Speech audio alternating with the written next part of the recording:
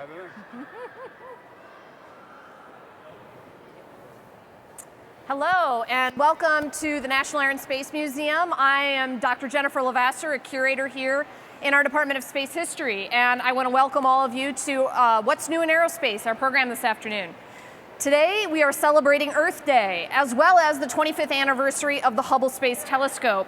And we have Dr. Piers Sellers with us, who's going to talk about seeing Earth from space. He's going to give us a tour of Earth from the astronaut's perspective, and also show us what we can learn about our planet from orbit. I want to remind everyone who is watching online or on NASA television to please submit your questions, and we can answer them later in the show. Now, I want to introduce our speaker today.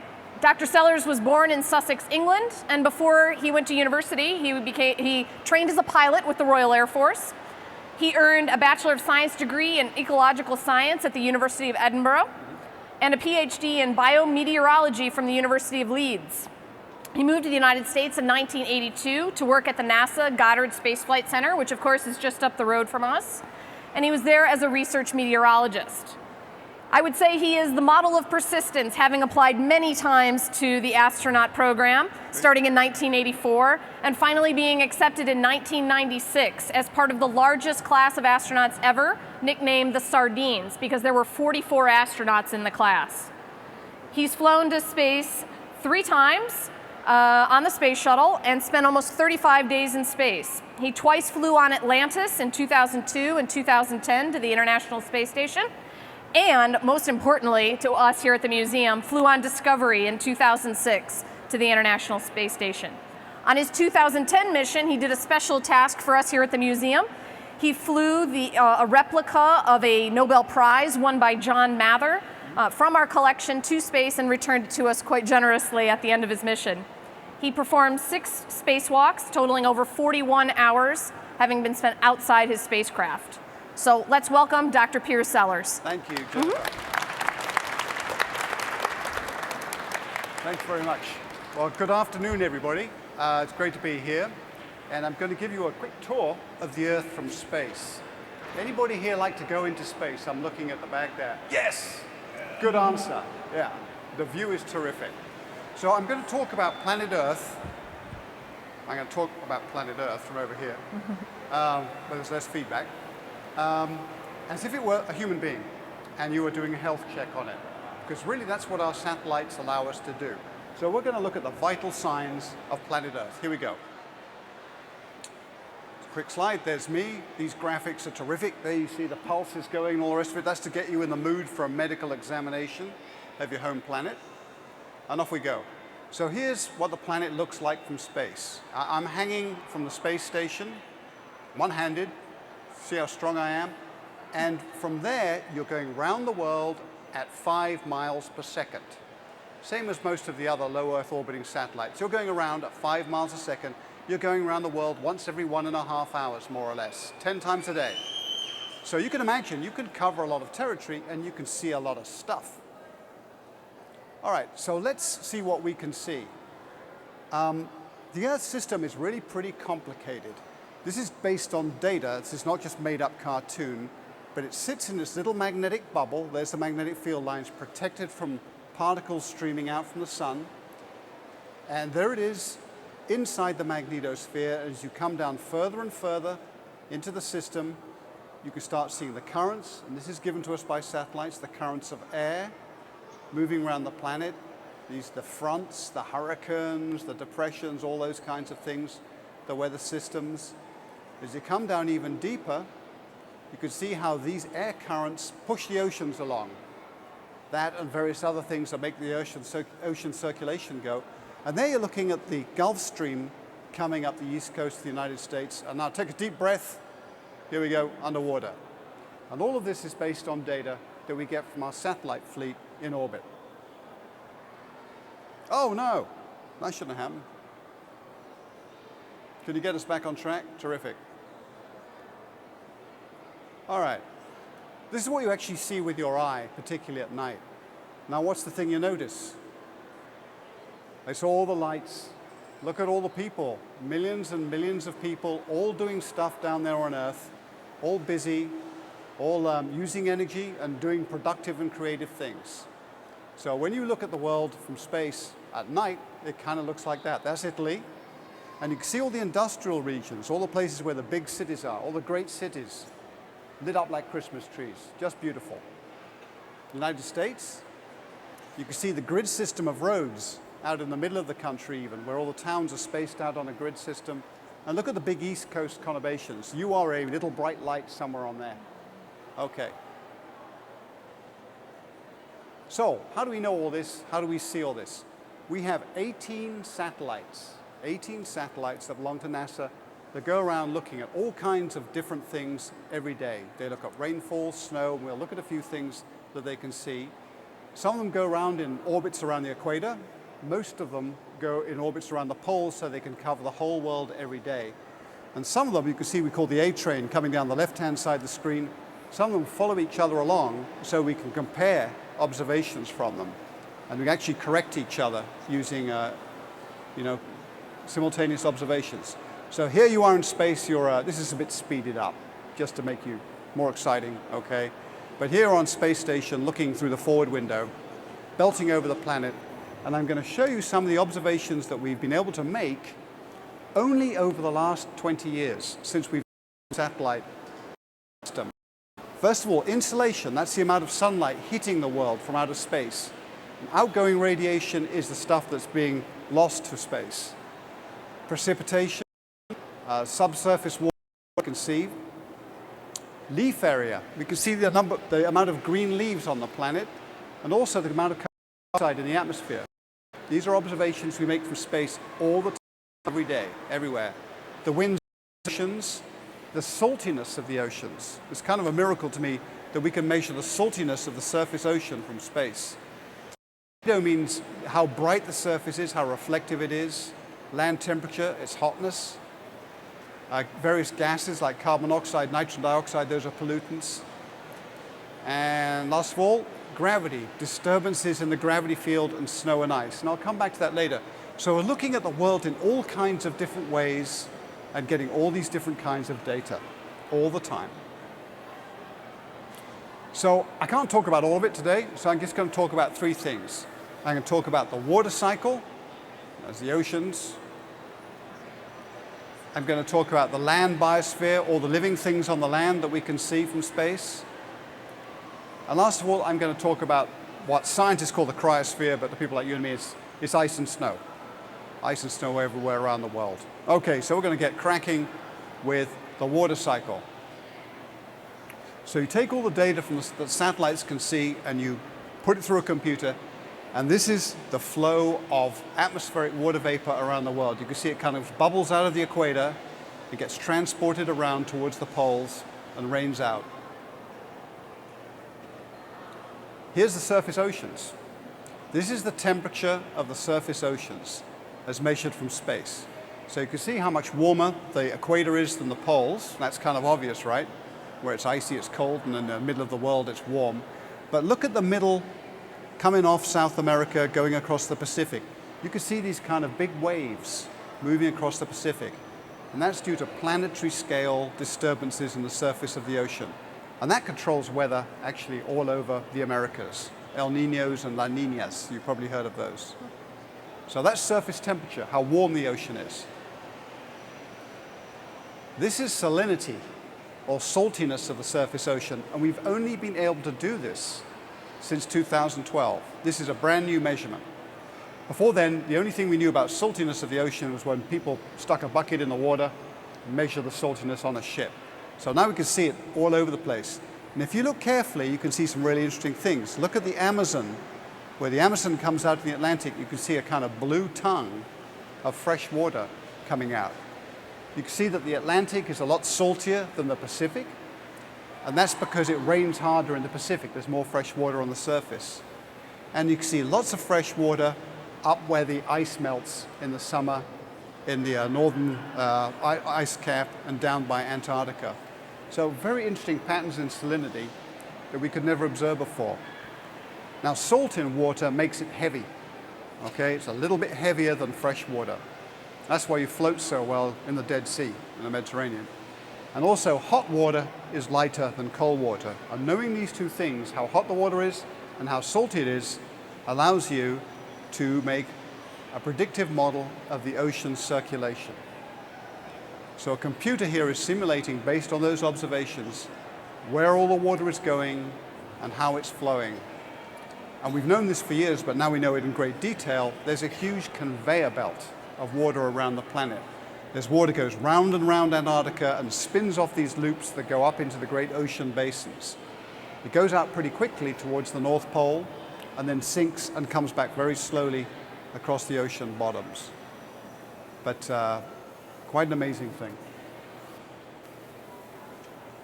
In the atmosphere, water vapor moves around as clouds or just like steam. It looks like steam, water vapor coming out of your kettle. And here the observations from space, again put into a computer, we can find out how much water is moving through the atmosphere and where it's going. A lot of it gets moved around by storms, as you would imagine. In fact, hurricanes move a lot of the water vapor away from the equator towards the higher latitudes, where they break up and then drop all their water over the continents. Okay, the latest thing in the satellite fleet that we just launched about a year ago was the Global Precipitation mission. So it's a big machine. It was built up at Goddard, which is just down the road from here. It's about the size of a school bus, and it has a radar that can see inside clouds and see the rain as it's falling, as well as a radiometer that maps the precipitation over wide areas. So this thing scoots around the world 10 times a day. Here it comes, meow. And it kind of vacuum cleans its way around the world, leaving a little stripe of data and taking these measurements and showing us what it's got. But it's not alone. There are 8 other satellites that belong to, some for the US, but mostly to other countries, Japan, France, Europe, Korea. And we all combine our data to get an idea of precipitation around the world all the time. Every 3 hours, in fact, a satellite's going over and measuring rainfall. So one really spectacular example of the observation that you can get from these new satellites, here's GPM shooting over the United States during the March snowstorm. And you can see the warm colors are rain, but the blue colors are snow. So the first time we can actually see snow falling in the clouds, then turning into rain, is it gets low in the atmosphere, then falling on the ground. Come around, it's those kind of flat blue puddles. That's snow that's actually accumulated on the ground. We're seeing the stuff falling, and we're seeing it accumulate on the ground. It's very powerful. So all of this stuff is useful. We need to know about precipitation. We need to know about the water cycle. Why is it important? Well, no one likes to be flooded. No one likes to be in a drought. And no one likes to have a landslide fall on top of them. So we can't stop those things from space, but we can tell you if they're going to happen, and we can keep an eye on them as they develop. So forewarning is vital. And I think any of you who've known who've lived down in the Gulf states, like I have, down there in Texas, having a 3-day warning for a hurricane is really good. It allows you to get the dog and the cat in the boxes and out to somewhere safe. All right, next we're going to talk about the land biosphere. For about 30 years now, we've had satellites that can see greenness, green vegetation. And this is a speeded up movie showing not only the vegetation on land, but also the plankton in the world's oceans. So you can see as the seasons change, you've got this green wave that moves up and down the planet. So every summer, you have this wave of greenness that goes all the way up through North America, and then in the winter, it falls back down again. And here we are, we've spread it all out, we've calculated how much production, how much growth there is based on these measurements. So here you are, you're looking at how much wood or tissue or any bits of plant are being made every time a green leaf fixes sunlight and does photosynthesis. So you're actually looking at the heartbeat of the planet here. Every year, it sucks down carbon dioxide into green living things, and every winter, it throws it back out again. One of the ways that all this growth gets back into the atmosphere is, of course, through burning forests, volcanoes, but a lot of carbon dioxide that gets into the atmosphere comes from power production and us driving around in cars. Oops, I'm going to go back one. Sorry, I was a bit quick. I can't go forward on this. Never mind. Okay, so over time, because we've been burning fossil fuels and running around in cars and things, the amount of carbon dioxide has accumulated in the atmosphere. But it doesn't go up steadily. If you look, every year it goes up and down in a kind of cycle. And that's because every summer, all the green forests in the northern hemisphere suck down carbon dioxide, so it goes down a bit, and in the winter, it comes back out again. So you see this annual cycle. And of course, every year we're adding a little bit more carbon dioxide through fossil fuel burning, so the trend is overall upwards.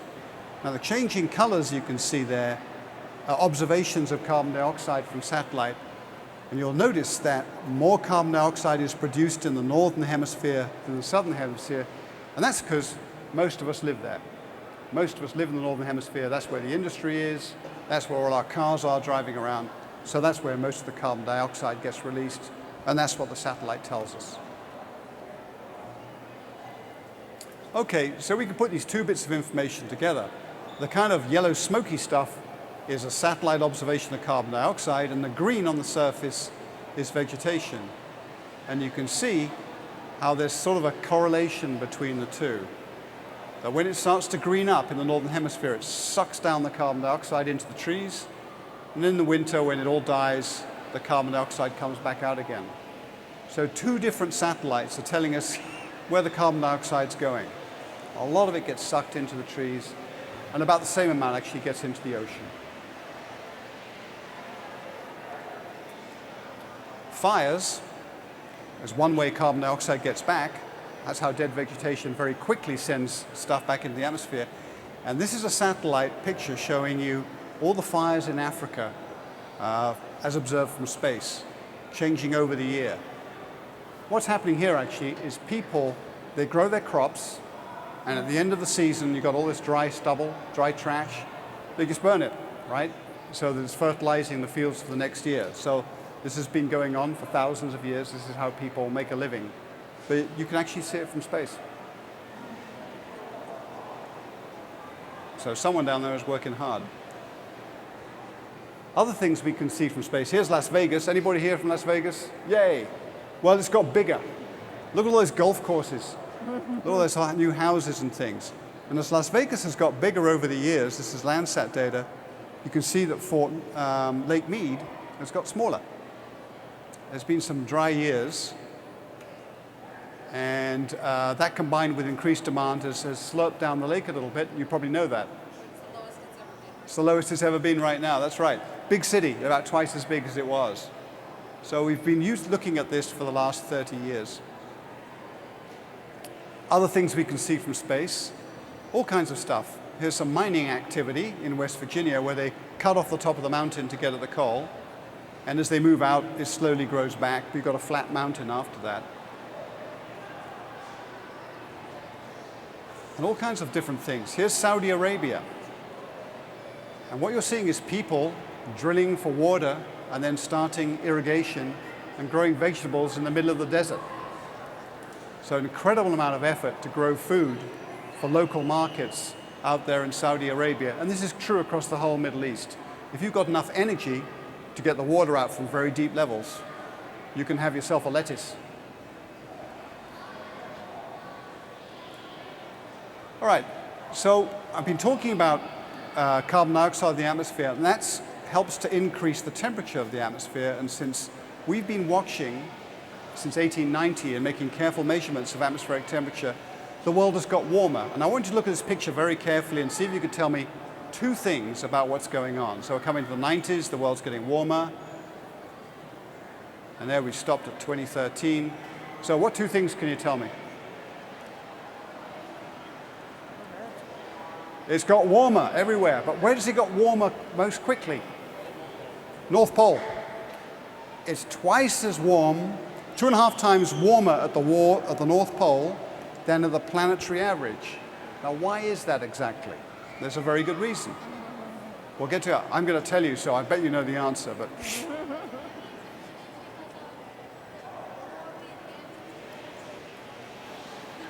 I'll show you. Okay, it's warming up at the North Pole because the ice has been decreasing over the last century, as far as we can tell. We've only been watching it from space since 1979, but the amount of Arctic sea ice is decreasing. And what happens when you melt nice, white, bright ice that reflects sunlight?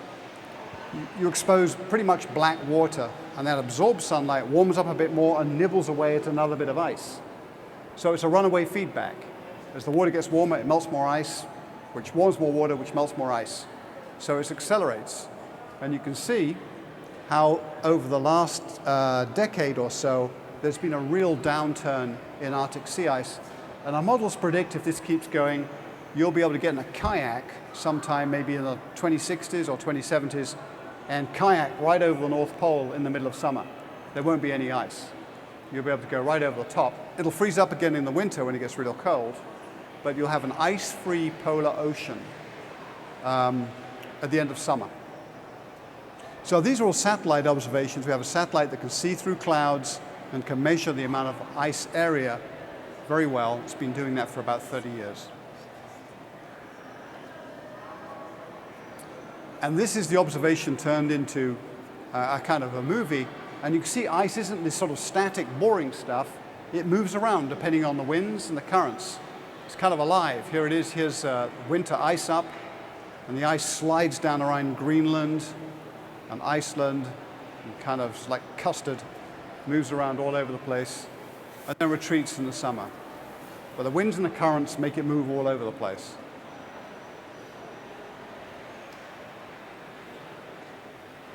And here's the winds, and you can see how the wind field tends to push the ice over on top of Greenland and Canada preferentially, and away from Alaska and the North Russian coast, which is why the ice extent is disappearing there faster.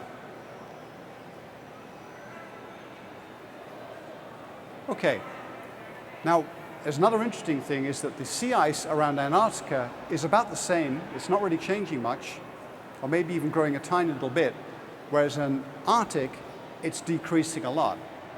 Why is that? Well, Antarctica is a continent surrounded by an ocean, whereas the North Pole is an ocean surrounded by continents. Completely different systems.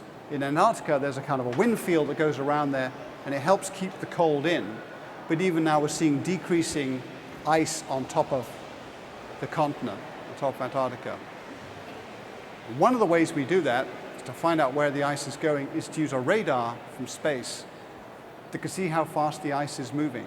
And this is speeded up, okay, obviously. But you can see how the ice collects into glaciers and then drops into the oceans. First of all, I thought this was lemmings, but no, it's not. This is actually ice moving as seen by radar from space. Now, what's happening in Antarctica and Greenland is a process that's very simple, but people hadn't thought of it before.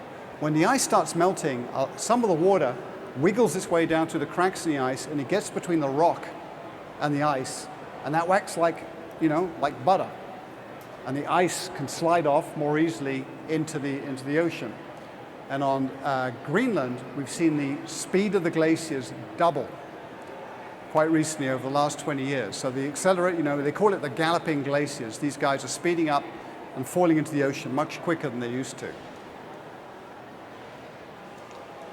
And there's a magical way we can see this at work. We have two satellites that chase each other around the world. And when the lead one goes over something heavy, it drops down a little bit, and the trailing one measures its distance using radio and can see how fast it's gone down, and the reverse when the trailing one goes over something heavy. So you can keep track of the different amounts of material that's on the Earth's surface using this system. It's called GRACE. And basically, you can weigh the amount of ice on Greenland using this technique. You can figure out how much the mass of ice is stacked up on Greenland. And here you are since 2003, 2010, that's the only record we have since we invented this thing. And you can see that the ice goes down every summer as it melts, it recovers a bit in winter as it snows, it goes down again in the next summer, But overall, we're losing ice very fast at the rate of about 200 or 300 gigatons a year. Now, a gigaton is a cube of ice that's half a mile on a side. So that's a big cube of ice, okay? It's actually a kilometer on a side. So 200 to 300 gigatons of ice every year falling off Greenland into the ocean and not being replaced. That's significant. That's a lot. And we've had a satellite that's been was observing the height of the ice early on in this decade. It only lasted about 3 years. So after that, we had to fill in using aircraft. And here's aircraft bravely struggling through the polar ice clouds to measure the ice over Antarctica. It's a lot of fun, by the way. You know, stand up there in the window and look out, the ice just go blazing by. Quite beautiful. But there's a whole lot of instruments here that are measuring the amount of snow and ice that's stacked up. This is Antarctica. All the mountains down there, really beautiful. And you're nice and warm in your you don't have to tough it out there like Amundsen or Scott or anything. So we're using aircraft now because we don't have a satellite to measure the ice depth. But very soon, in 2017, we hope we'll be launching a satellite that's going to use lasers to determine the exact height of the ice pack. And this will tell us how quickly the ice is going down. It'll also tell us how much ice there is in the oceans, and it'll tell us how quickly the ice is moving off the continents into the oceans. So that's something to look forward to. We've been working on that in Goddard for quite a while. Not too much, but we have many different ways of estimating the amount of ice, and they sort of agree. They're completely independent methods. They sort of agree, and they're showing that on average we're losing about 250 gigatons of ice off the landmass into the oceans every year. So where does it go? Well, a couple of things are going on. The ocean's getting warmer, a bit warmer every year, so it's getting thicker and fatter because water swells up a little bit as it gets warmer. That's the amount of in the oceans. And if you combine the ice that's falling in off the Greenland and Antarctica with the warming of the oceans, the sea height goes up. And here we see we're measuring sea level from space using lasers from 93 to 2015, and that's about 3 inches. It's gone up about 3 inches over that time. We've actually seen the sea level all around the world go up about 3 inches. So what's going to happen? Well, we think because the ice loss will accelerate, that most likely between now and the end of this century, 2100, sea level will rise probably 1, 2, 3 feet, something like that, about that much, quite a lot, which is not a problem in DC, but in Florida and Bangladesh and a lot of coastal regions, you know, is something to think about. So all my friends who work on the ice, they like to go out there and you see them working away on the ice. And if you look, there's 2 interested spectators. The penguins always like to come and watch people working away. You see there's 2 penguins standing there at the edge, the top left. And they just sit there taking notes and see what they can find out. They're curious creatures. You saw a penguin? Good for you. So this is a computer model of Earth. So all the satellite observations we get, we put in a computer model, combine them, and do a gazillion calculations, and can calculate the movement of air currents and clouds. And you can see, this looks like the real thing. This is a computer simulation, and we use it for prediction. Weather prediction, and another version for climate prediction. But look how realistic it is. You can see all the little cumulus clouds, the little puffy clouds. You can see giant streams of air going across the oceans. You can see ice coming and going, and snow coming and going over the land. And you can see the greenness changing. This is all a simulation, but a realistic one. It's a little toy world. And that's what we use to try and understand the Earth system. That's how we try and make sense of it all. So is this useful? Yeah, you bet. Here comes Sandy. There comes Sandy, look at it. Well, 3 days ahead, before it turned left and whacked into New York and New Jersey, we knew it was going to do that with high confidence. We knew it was going to head out into the Atlantic and then turn left and come back in. Why was that useful? Well, everybody in New Jersey and New York was happy because they got to know 3 days ahead of time that it was going to hit them. But think of all the people on the eastern seaboard who didn't live in New Jersey or New York, who did not have to evacuate, who didn't have to pick up everything and go. So there's a massive avoided cost from knowing what the weather's going to do to you. This wasn't possible 20 years ago. It wasn't even possible 10 years ago.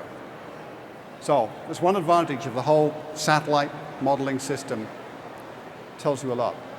So this is what the world's going to look like in 20 years. I'm just kidding, it's the sun. That's all right. There's a sun. All right. This is a picture of the sun taken from another satellite. And these things are called coronal mass ejections, are really cool. This is where the sun throws out a whole lot of gas and stuff, and it gets twisted around in magnetic fields and falls back down again. Very dramatic, but you don't want to get too close. You'll lose your eyebrows.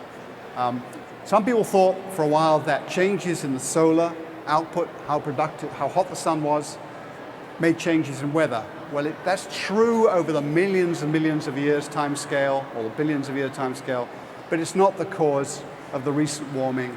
It's the carbon dioxide that we're putting in the atmosphere. But it's a cool picture, so I just had to show it. Talk about that. So all the wisdom, all the models and things that we use to one graph. This is the sort of billion-dollar graph, if you like. And what it is the amount of warming that we can expect to get in the country is completely related to how much oil and gas we burn. So I want you to look at where it says 500 gigatons of carbon burned on the bottom. That's where we are now. We've increased the temperature of the Earth by 1 degree centigrade. That's 1 Fahrenheit. From the beginning of the evolution, we dug up a bit of coal and decided to burn it. Not a bad thing. That's why we all have these beautiful, buildings, good life. Without the Industrial Revolution, I wouldn't be standing here with a clicker. All right, so here for that. But you can see if we kept doing what we're doing, it's unlikely. The coal there was, we'd have a very hot planet, 4 degrees warmer, and that wouldn't be very healthy in a lot of places. So somewhere between now and 2100, we're probably going to change the way we do things. And by every indication, we'll be able to level off somewhere between 2 and 3 degree warming, quite likely. Why am I optimistic that people make the right choice? Because we have an example. Who here remembers the ozone hole? There you go. So there was a hole in the ozone over Antarctica. We could see it with a satellite. Oh no, it's growing through the 80s and 90s and the early 2000s. So what happened? Well, the scientists said it's happening. They reported the satellite data. They went down to Antarctica and measured all the ozone. They did all that stuff. And then they came and told the UN, and the UN got all the countries in the world, and they signed all these treaties that reduced the amount of material that was going up there that was eating up the ozone hole. It took years. I mean, look at all these treaties. It took forever to do it. You've probably heard the Montreal Protocol was the first one. By the way, there's one of our scientists sitting at the back eating some chips. His name is Paul Newman. He's not related to the other Paul Newman, but he was one of the guys who found the ozone hole and did the work to persuade politicians that probably ought to do something about it. So as a result of policymakers working really hard to understand the problem and passing the right laws, we have the world that's projected, if we hadn't done anything, and the world avoided. Sorry, the world projected, which is what we think is going to happen now. We've got these laws in place, and the world avoided, which what would have happened if we'd kept eating away at the ozone hole. Around about 2040, you can see there's ozone is almost disappearing in the right-hand screen, which is what would have happened. At this point, you've got crop damage, a lot of health risks to people. The plankton on the surface ocean is in pretty bad shape. So we avoided that. We woke up, we did things, we avoided that, and we expect to have actually a world that's pre-ozone hole by the 2060s. We'll be back to where we should be. So we will have fixed the problem. Not bad. So, reasons for optimism. This is the world in Christmas 1968, and there's 3 billion people out there on that planet, minus 3, because 3 of them had to be in a spacecraft taking this photo, okay? So 3 billion people in 1968. And here is 7 billion people now in all the cities of the world, more than half of them in the cities of the world now. There's 7 billion people, minus 6 who are on space station. Okay, there you go. So there's a lot of us there. So, you know, so far we've managed to do a pretty good job of getting from 3 billion to 7 billion without, you know, totally destroying the planet. We're doing quite well. So that's why I'm optimistic. Because I believe that everybody who's born, all you young people out there, you're smart, you're resourceful, and you bring the solutions with you that'll help get us where we should be going and fix the problems that confront us. I have great faith in the resourcefulness of human beings. So with that, I'll stop right there. Thanks very much.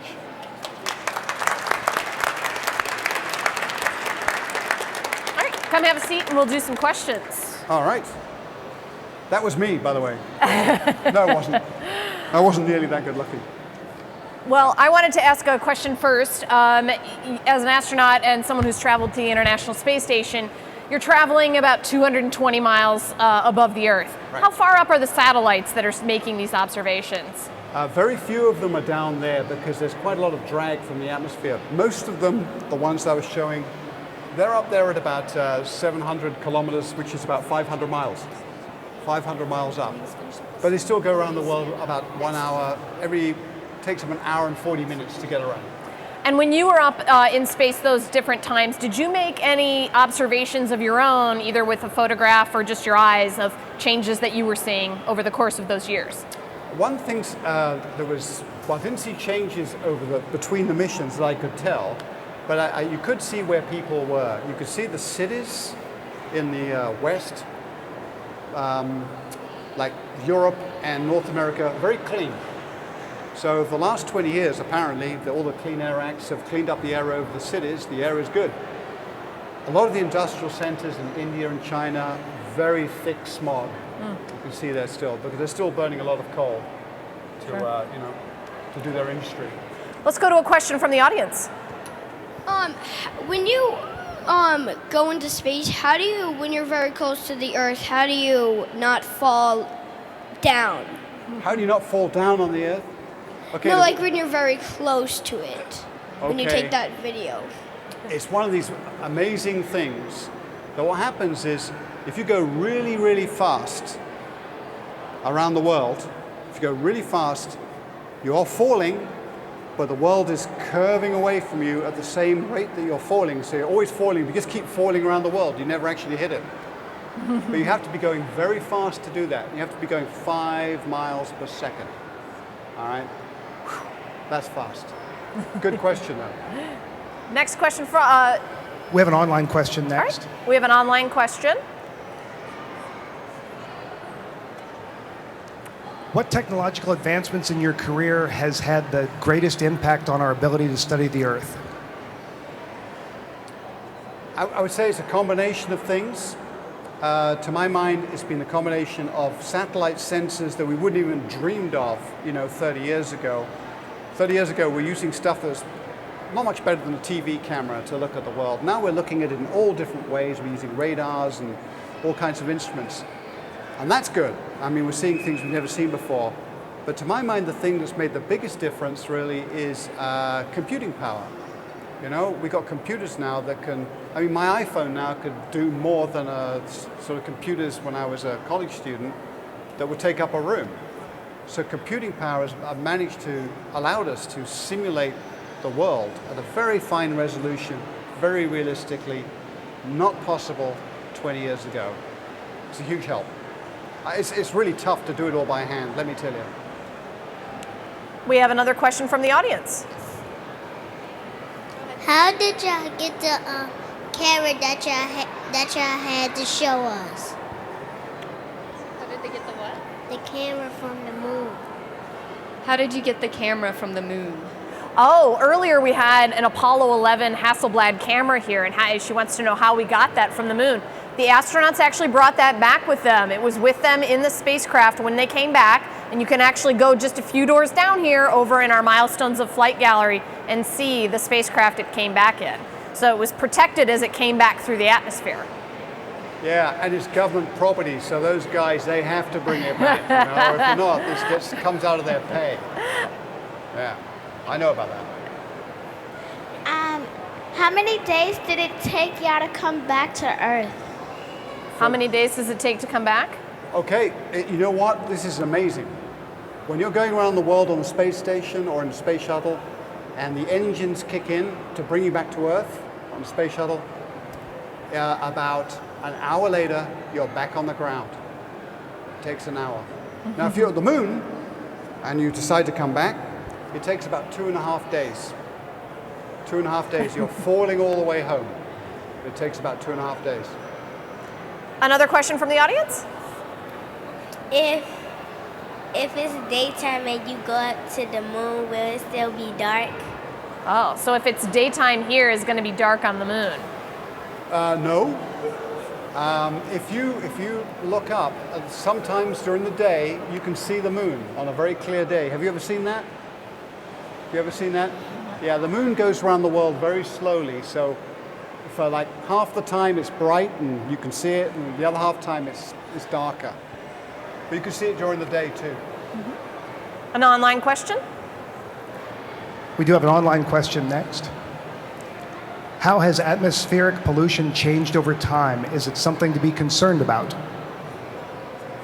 Okay, well that's a complicated question, but first of all, let's talk about the atmospheric pollution that's around the cities, around industry.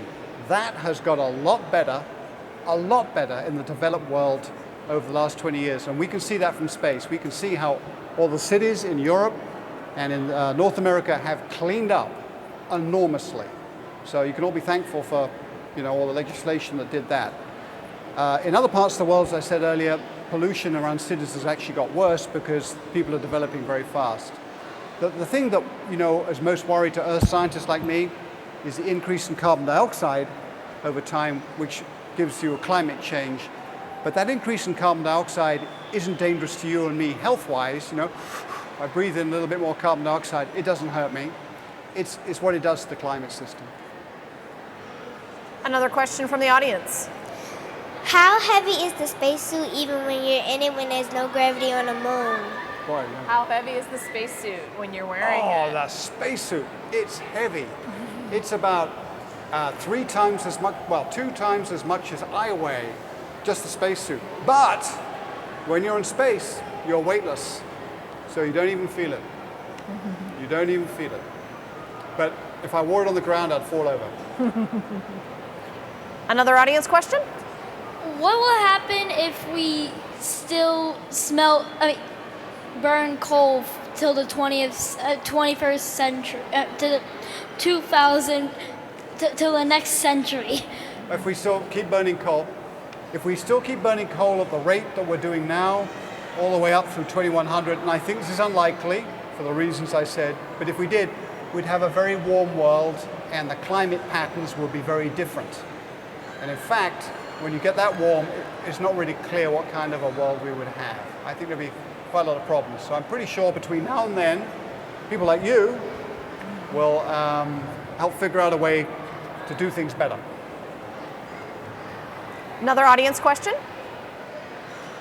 What do it feel like when you're in a spacesuit? What does it feel like when you're in a spacesuit? It feels very comfortable because the spacesuit is floating and you're floating inside the spacesuit. So you're just kind of bumping off the inside. It's very, very comfortable. And the thing that's not so comfortable is when you try and move your hands or your arms because the spacesuit fights back. So you have to kind of crunch your fingers like that to make a grip. We have another online question. What has been the most surprising thing you have learned about the Earth in all your research? Well, let's think about that. I was really surprised at how big an influence all the living things on the world have on the climate system. That was that basically the biology of the Earth has a big impact on the climate and the way things work. And in fact, that the whole biosphere is reacting to the increase, the changes, the increase in CO2 by sucking down more carbon dioxide. It's actually helping us out. So, you have to pay attention to global biology, which is something we hadn't even thought of 30 years ago. It's a brand new science. Actually, I want to jump in there. We hear a lot about deforestation, especially in the Amazon. Are we noticing a lot of changes in that particular region because of the loss of those plants? No. What's happened is there was massive loss, deforestation with development about 15, 20 years ago. With changes in policies, that slowed quite a lot. And the other thing is we've seen, actually in North America, a large regrowth of forests, particularly on the eastern seaboard. All the way up and down around here, forests have been regrowing. Yeah. That's great. Another audience question? What do it look like in space? What do the Earth look like in space? Oh, what does it look like? What do we look like here? We look, yeah. The Earth, let me tell you what you can see from up there. You can look down, and you can look down at a city, and you can recognize the outline of the city from your, geography. You can see rivers. You can see ship wakes, ships going across the ocean. You can even see airliner contrails going across the Atlantic. You can see planes very slowly below you while you're spacewalking, pushing their way across the Atlantic. You can't see the plane, but you see the little white tail coming out from behind it. So you can see things that people make, cities, planes, ships, almost, and still go around the world in an hour and a half. So the world is a small place. The world is a very small place. Another audience question? Hi. How do you get the things that fly around over the Earth to take pictures? How do we get the things up into space that look down to take the pictures? Great question. That's the difficult bit. We use one of those, a rocket. So we use a big rocket, and the bit that ends up in space is only about the size of a refrigerator. So we have a huge, great rocket, and the thing up there on the top, the size of a refrigerator. But here's the difficult bit. That thing is so delicate, so precious, so expensive and hard to make. I'm amazed it survives the ride up into space. And then it gets hot and it gets cold, it gets shaken to bits on the way up, and it still works. So people have got really good at making this stuff. Online question. Did your work as a shuttle astronaut relate directly to your climate research? Honest answer, not really. So I was a climate scientist before I became an astronaut, and I think it's useful to have people who know all parts of Earth science in the astronaut office, and that was me. But most of the time I was worrying about how to build a space station along with all my friends. Another audience question. How do you sleep in space without floating away? Oh, that is a great question. Let me, Jennifer, could you hold this? Of course. Let me show you what happens to my friends when they try to go to sleep in space.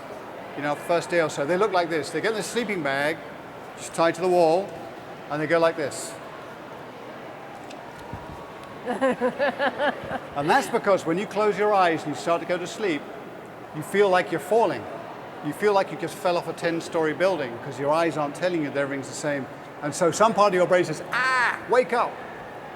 So to kind of fool yourself, you tie yourself to the wall using bungee straps like this, and pretend you're at home in bed.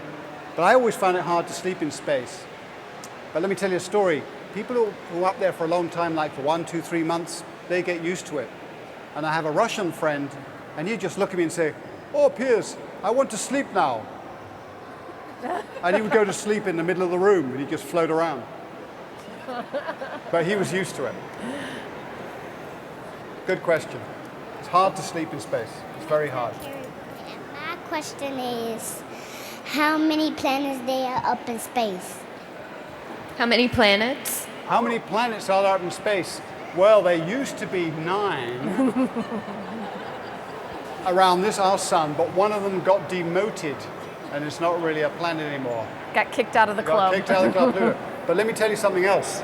We've been looking around other stars out there, and we think we have found 3,000 other planets just around the stars that are closest to us. Every solar system we look at has planets. So we think the galaxy is lousy with planets. They're all over the place, all different kinds, shapes, sizes. Lots like Jupiter, big fat gassy ones, quite a few rocky planets. They're all over the place. We found 3,000 so far, just in 10 years of looking. So that's going to be the exciting thing for you kids back there, is looking further and further out and looking at planets more and more precisely. Who knows what we'll see?